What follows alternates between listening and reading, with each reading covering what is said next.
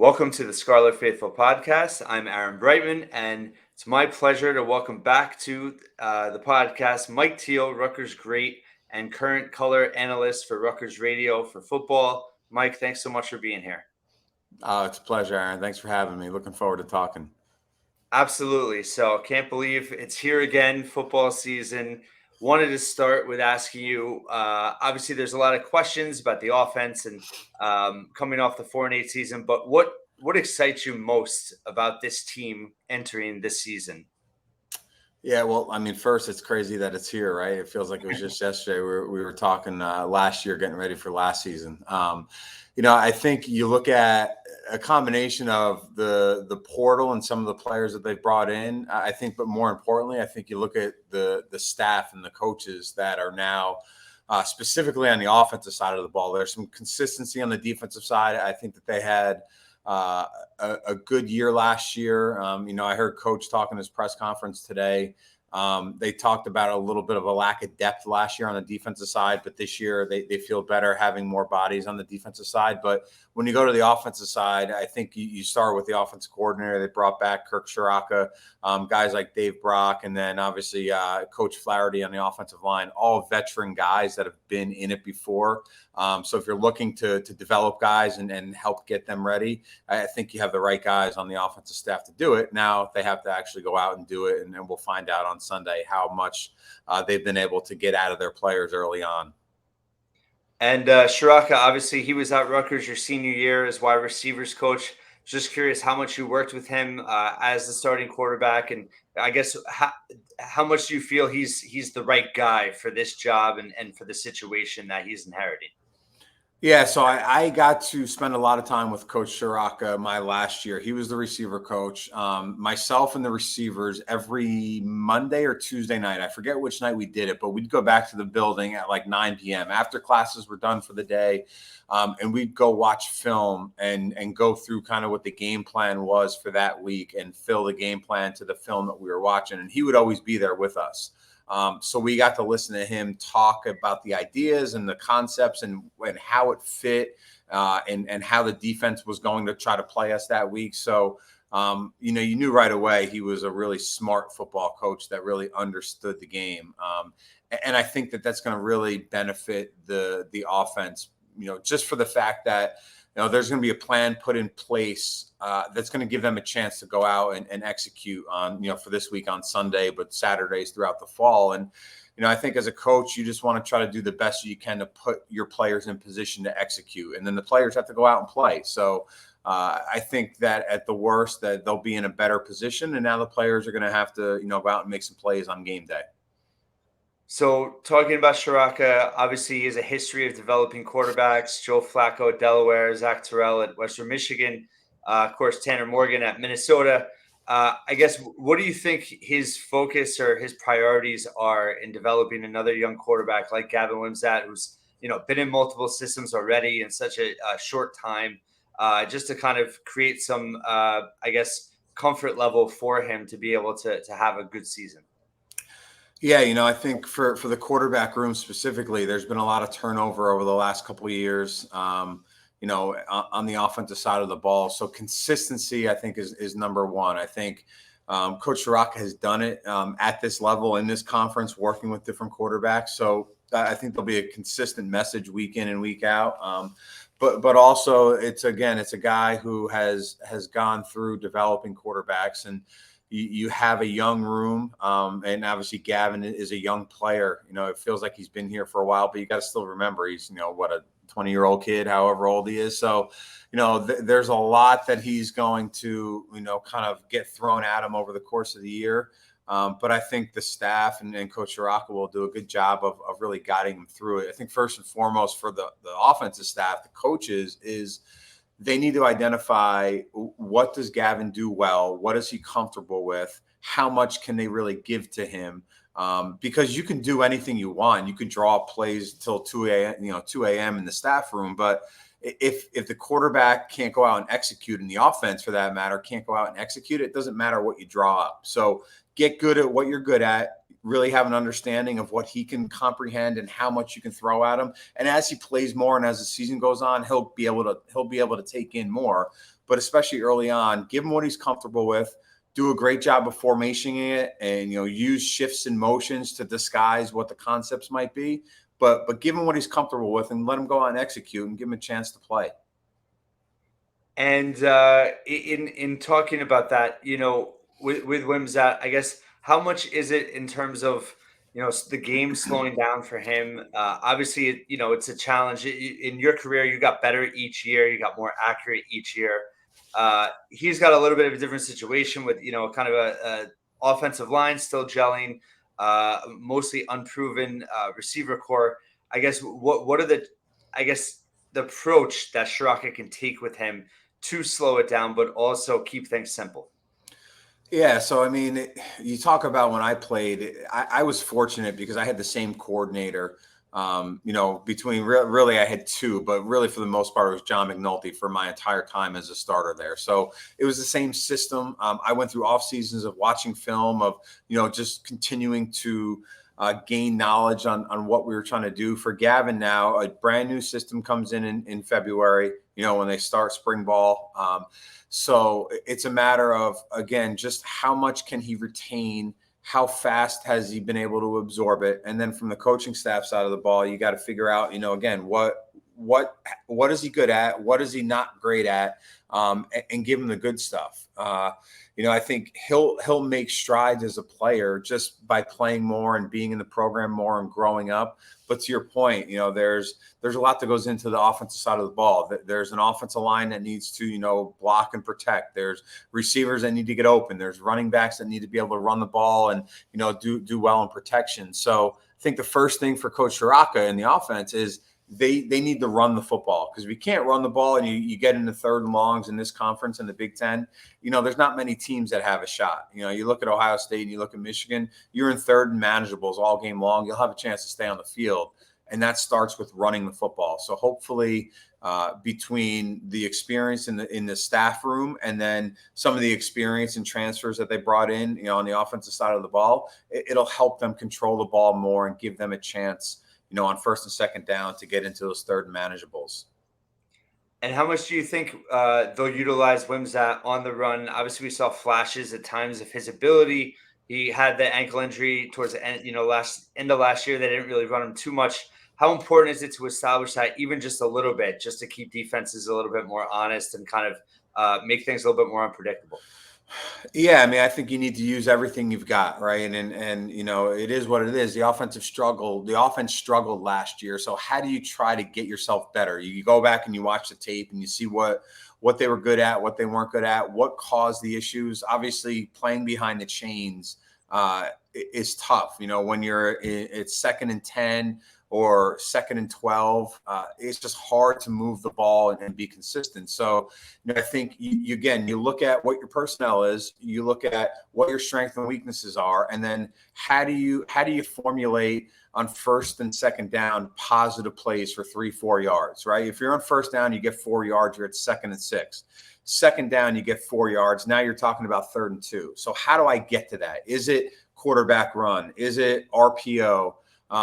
Is it, throw the ball, in a quick game scenario where, you're getting the ball to the receivers in space? I don't know what those answers are. That's what the staff is going to do. And I think that's what we'll kind of find out early on this year, is how are they going to try to manufacture these positive plays? And more importantly, how are they going to stop the negative plays or those off schedule plays that get them to 2nd and 10 or 3rd and 9, the places you've got to avoid.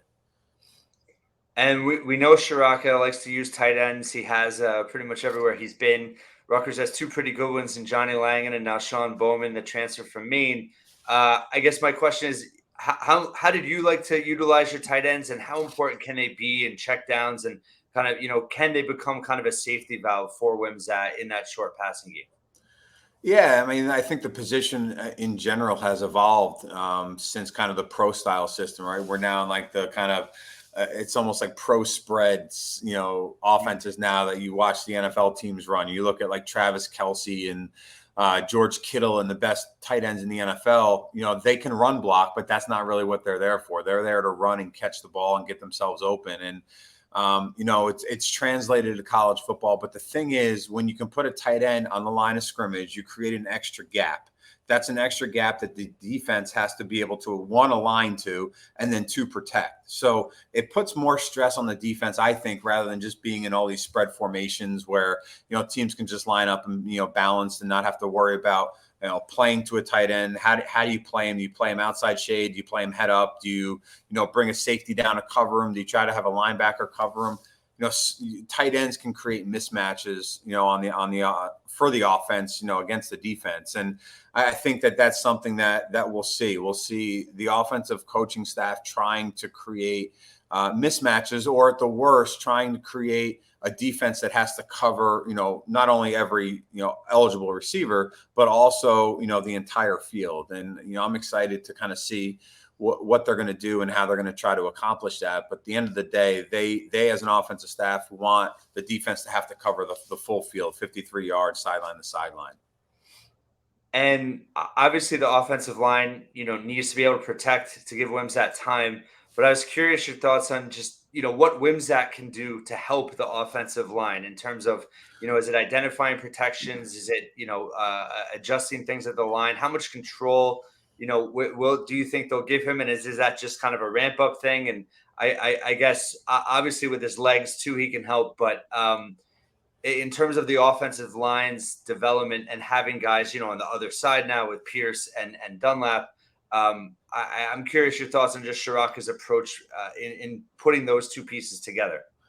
Yeah, I think it's similar to what I was just saying about Gavin. What are they good at, right? Because there's gap scheme, there's zone scheme, there's man scheme. There's all different types of runs that you can run. And, as a coach, you might really like power.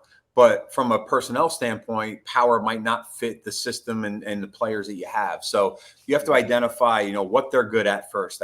First, I figure out what they can block, how much they can handle. And then from there, figure out how do we get in the right play at the line of scrimmage. There's different ways to do it in the systems now. You see a lot of the quarterbacks look to the sideline where there's two plays called, and it's a check with me, so it's a run check to another run, or a run check to a pass, and they get it signaled in from the sideline because everything signals now. So there's not going to be, in my opinion, there's not as much onus on the quarterback to have to look at the defense and say, well, there's 5 defenders on this side and there's 4 on this side. I want to run to the 4-man side. They're getting all that from the sideline. So I think they'll be able to find ways to get themselves into the right play. Now it's a matter of, what type of runs are the linemen comfortable with blocking? Is it zone scheme? Is it gap scheme? Is it RPO? Is it quarterback run? Quarterback run's great because you get a +1, right? They have to defend an extra, player on the offense because they typically don't account for the quarterback. So I think you'll see Gavin run. I think they'll add the quarterback run into it. And then from there, what are they comfortable with? Is it going to be more gap scheme or is it going to be more zone man scheme? It'll be interesting, I think, to see early on, kind of where they're leaning. And I think we'll know right away in the first couple series just based upon, what their run's called and how they look. And for you and your development, I mean, you and Wimsatt are actually, I believe, about the same height, 6'3". How did your height help you in terms of your vision and in terms of seeing the field and making reads? And obviously your accuracy went up year after year after year. What was really kind of the key to that for you? Well, I think it didn't have as much to do with height as it had to do with being comfortable. The more comfortable you are, the easier it is to process, the quicker you process. And the quicker you're able to process, the quicker you make decisions, the quicker you're able to react, right? So, when you're playing slow, to me, it's 2 things. One, your eyes aren't in the right place because you don't really know where they're supposed to be. So you don't really understand your system great. Or the second thing is, again, in my opinion, that you're not seeing things well on the defensive side. So, I was talking to someone last week about this. When I got to the NFL, Greg Knapp, who was one of the best quarterback offensive coaches that I've ever been around talked about seeing defenders, right? So you're throwing a basic curl flat combination. Everyone always said, well, see the flat defender, get your eyes out there and then throw it off of him. Well, Greg would say, well, who's the first defender that you want to get your eyes on? Who's the second defender? The first defender is going to tell you where to throw it. The second defender is going to validate that you're going to throw it. So your eyes are in the right spot, but you're reading the defenders. So for me, it was having an understanding of the system, understanding who I wanted to identify and then throw the ball off of them. And, I wish I had learned that earlier in my career because it would have helped me. But the height thing, I think, gets a little overlooked. If you're 5'10" or 5'8" in the pocket, yeah, it makes it a little difficult. But being 6'3" or 6'4", the linemen are 6'4" to 6'7". Like, you're not seeing over those guys if you're 6'4". So it's about having an understanding in the system and where your eyes are supposed to be. And then, having that clock in the back of your mind, knowing when it's time to get through the progression and get out and run, or get it to a check down, like you mentioned before, get it to the tight end, in the flat or over the ball, wherever it might be. But all that comes, I think, from really, truly understanding your offense. That makes a lot of sense. In terms of confidence, like your senior year, you started 1-5, you went on that tear. You had, your best statistical season, and the team really just was, world beaters at the end. But you also had a veteran team that was able to kind of respond. How important is it for this team to get off to a good start, to be able to build that confidence, especially Wimsatt and the offense, but the team overall, just in terms of how important it is Sunday, no matter how they do it, just to get out of there with a win? Well, I mean, I think it's twofold. It's, internally and externally. Externally, everyone's saying, because all the stuff that's gone on in Northwestern this offseason, that, Rutgers has to win. They're 6.5-point favorites, I think was someone said to me earlier today. Like, you get all that external pressure where, there's no reason why Rutgers shouldn't win this game at home, opening game, Labor Day weekend, only game on TV at 12 o'clock on Sunday. So you get all the outside factors, but then you get the internal factors. I think it's the players that are pressing because they want to make plays. They want to be successful. No player is trying to not make the play or not be in the right spot. Like, it doesn't work like that. People, if you think that that's happening, you got something else coming to you. But it's a matter of being able to play in the moment and stopping that press, right? Just taking a deep breath and going through your keys, through your read, through your progression, whatever it might be. So I think internally there's more pressure on them to just get off to a good start, right? The defense has been in the system now for a couple of years. It's a new offensive system.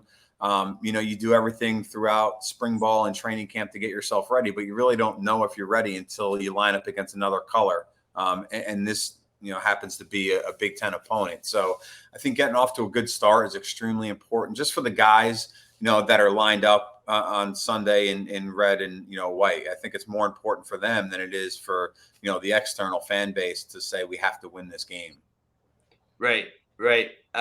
Northwestern obviously, has a transfer quarterback, Ben Bryant. I know they haven't officially named a starter. I would obviously be surprised if he wasn't the starter based on his past experience and success. He was really good at Cincinnati last year.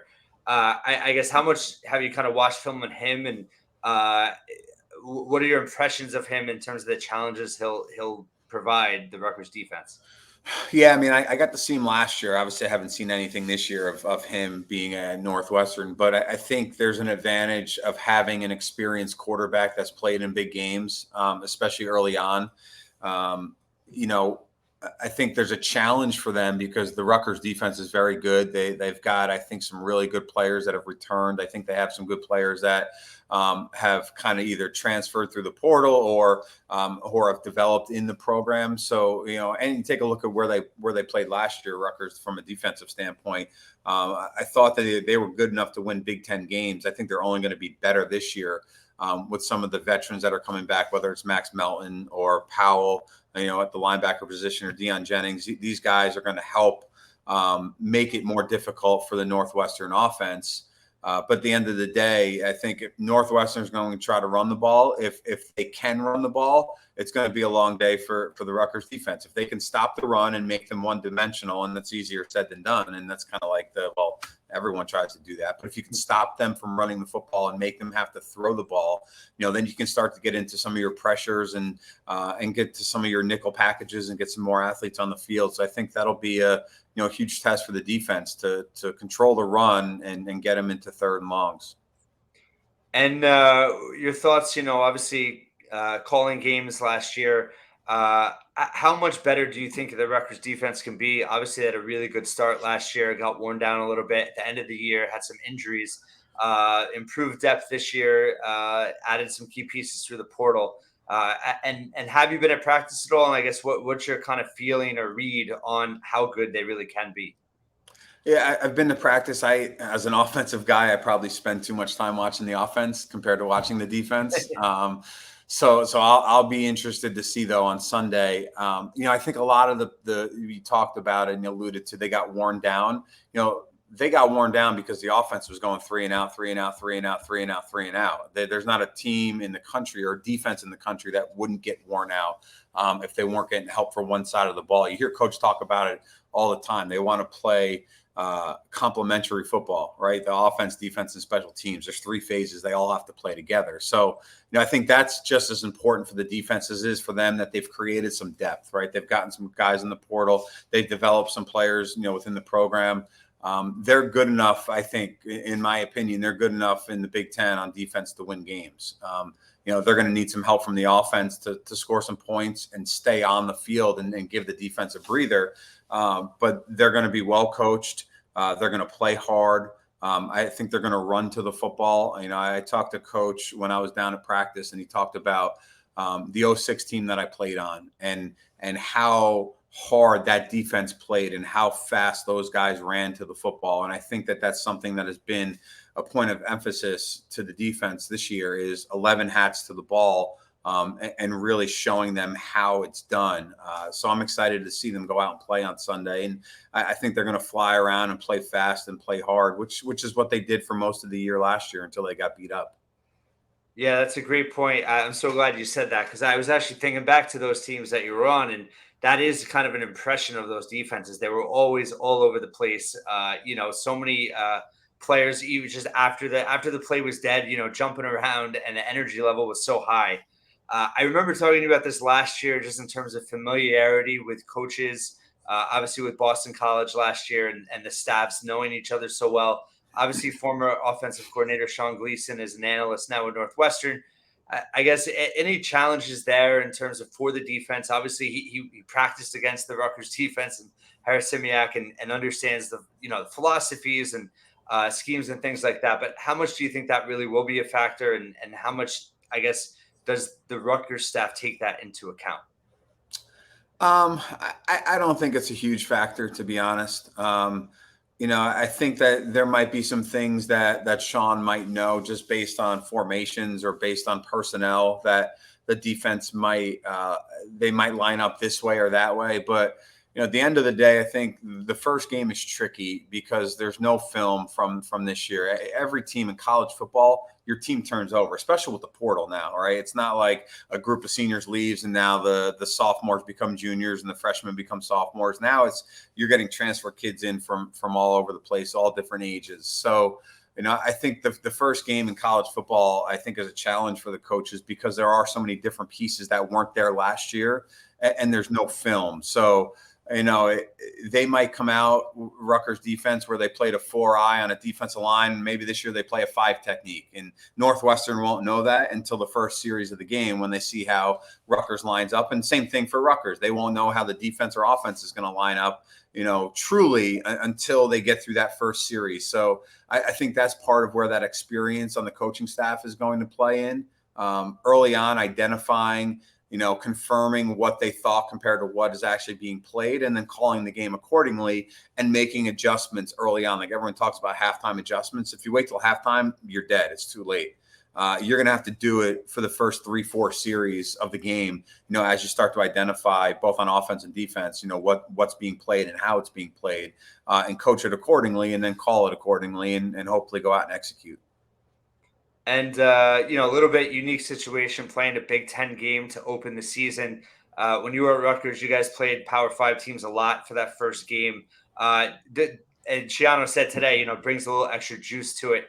As a player, was that almost not more motivating, but was it more exciting to go open the season in a bigger game as opposed to playing maybe an FCS school or something like that? And I guess how does it help the team's mindset heading into Sunday? Yeah, I mean, I just think it's what college football is supposed to be. You're supposed to be playing good teams early on, like especially like that first weekend of the year. I mean, I grew up and I remember going to like the kickoff classic at Giant Stadium when Penn State and USC played, and it's like that's what big time college football is supposed to be. I think that early on you play doesn't necessarily have to be a conference opponent, but it definitely should be a Power Five team. And this year it just works out where it's going to be a Big Ten game. So there's a little more meaning to it because it's a conference game, right? It's not like it's it's an out of conference, ACC team or, Pac-12 team. It's a Big Ten conference game. At the end of the day, all those games mean something because you're trying to get to, a conference championship and then, a national championship. And I think it'll be exciting for the players. I think it should be great for the fans because it's a Labor Day weekend game. It's the only game on TV, and it's against a Big Ten team. So it should be a lot of fun. And speaking to that point, just in terms of playing a fellow Big Ten team, I mean, obviously Rutgers to go bowling this year, the winnable games, those matchup games, they have to win as many as possible. Does it also though help the staff that playing a opponent like this in conference almost help to learn more about the team quicker as opposed to if they weren't playing a Power Five opponent early on? Yeah, I think it's twofold. I think you always want to teach on Sunday or the day after the game. This week it'll be Monday, but you always want to show the film the day after the game and get the corrections and get all those mistakes fixed up after a win, right? So a win's a win in college football. It's hard to win, so you look at it in two different ways. You can go out and play an FCS school and get a win early on, or you're going to go out and you're going to play, a conference opponent and have to earn it. I think at the end of the day, if you can go out and you execute and you find a way to win the first game against a Big Ten team, I think it starts to create some momentum and some more than anything, I guess, confidence for the guys that, listen, we just went through an entire offseason. They look physically different. They've worked hard in the weight room. They've worked hard this offseason.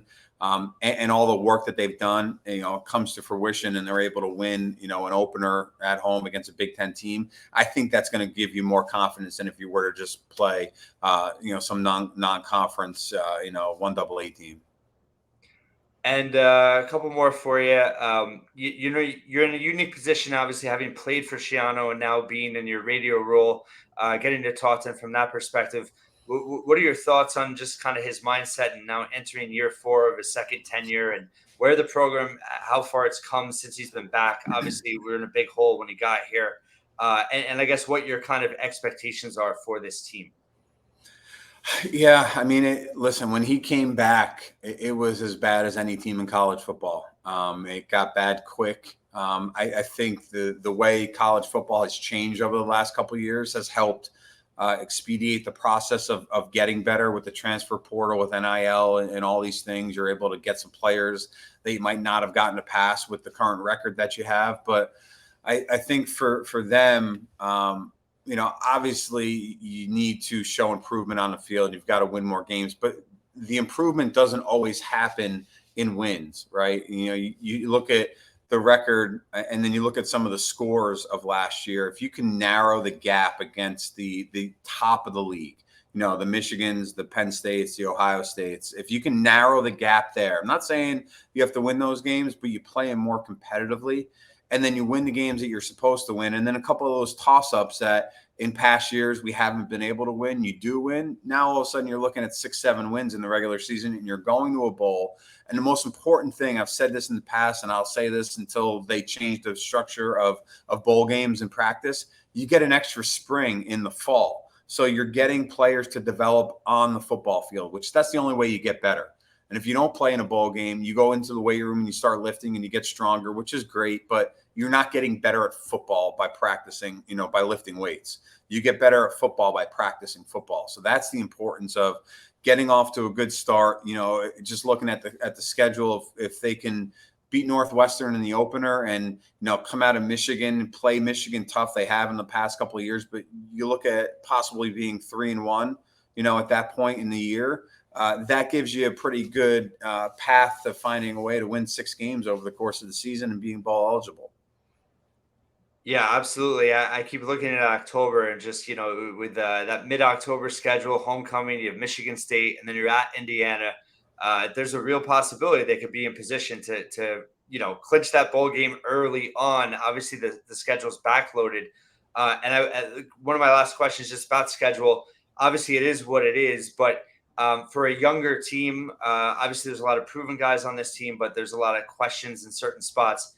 Do you think it makes any difference in terms of having so many winnable games early on? If you had your pick, I guess, would that be a better scenario, or would you almost rather have kind of tougher competition early with some more winnable games later on? I don't know. I think it's better to me if you look at the schedule. The first 3 out of 4 are at home. Yeah, I think that's more important.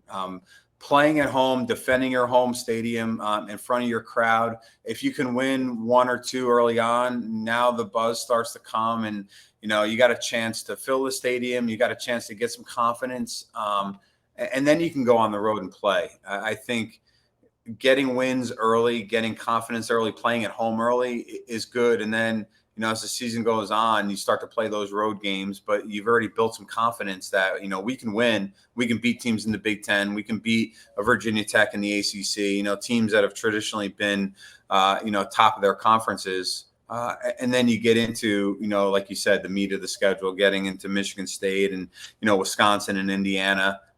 You win 1 or 2 of those games that people don't think you necessarily should win. And, all of a sudden you got a team that's playing with a lot of confidence. And those teams, especially as you get to late October, November, are really dangerous. Last question for you. Obviously, the guys that you played with, it seems like you guys are pretty close still and have rallied around Ciano over the years. The culture of the program, I feel like, is really strong right now. To his credit, not one key player transferred out from last season coming into this season. I think that's something that kind of gets not talked about enough in terms of how strong the culture is. I guess how excited are your former teammates and alumni of the program? Maybe something that fans don't get to hear about a lot in terms of how much they believe in Ciano and the direction of the program. Yeah, I mean, I think anyone that went and played for Coach the first time around, guys that are my age, even a little younger, before he left, those guys all, and really, I guess, my age and a year or 2 after me, they were recruited on a vision. There was no proof. Like, it had never been done prior to us coming and doing it. Now these players, as Coach recruits them, and I don't know what his recruiting pitch is, but he's been there and he's done it before, and he's put players in the NFL. And you look at the draft class or the guys that just came out of Rutgers this past year, and you look at guys that are free agents that are making teams in the NFL. I think it's any high school player's dream to go to college, have a great career, and have a chance to go play in the NFL. And that's what Coach does. He gets you ready to go play at the next level if that's what you want to do. So the guys that I played with and the guys that are still close to the program, I think we're all excited to have them back. It feels like it's our guys that are back. They've done a lot of things down there to involve the letter winners and try to re-engage the former players, which is important. Like, there's not a ton of history at Rutgers. It just is what it is. But the history that is there is really strong, and those guys are really committed to the school and had a great experience and want to give back. And I think that's what you're starting to see, as Coach has been back for the last couple of years. Guys are getting back involved and wanting to be on the sideline, wanting to be at the games, wanting to, be there in the off season to see the players develop and help them with their careers and lives after Rutgers. Mike Teel, Rutgers Legends. Always a pleasure to talk to you about Rutgers football, and excited to listen to you and Chris Carlin and Eric LeGrand. I'll mute the television and put the radio on Sunday. Hope other fans do too. But really appreciate all your time and your great insight once again. Always a great time. Thanks for having me.